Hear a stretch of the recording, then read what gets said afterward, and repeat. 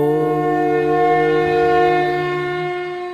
একজন মা যখন তার সন্তানকে পুত্র সম্বোধন করে ডাকেন, তখন সেই একটি শব্দে কেবল সম্বোধন লুকিয়ে থাকে না, বরং প্রেম, সুরক্ষা আর আন্তরিকতার সঙ্গে হৃদয়ের সকল তার স্পর্শ করার শক্তি লুকিয়ে থাকে।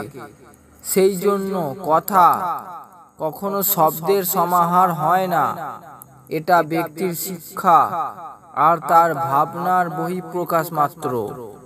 ব্যক্তির কথা যদি মর্যাদা, সম্মান এবং করুণা সঙ্গত হয়, তবে যে কোনো সমস্যাকে সমাধানে পরিবর্তিত করতে পারে কথা।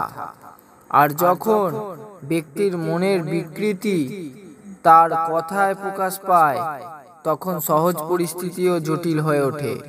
সেই জন্য কেবল মধুর কথা বলুন, তারপর দেখুন কিভাবে আপনার মনও প্রসন্নতায় ভরে ওঠে। ও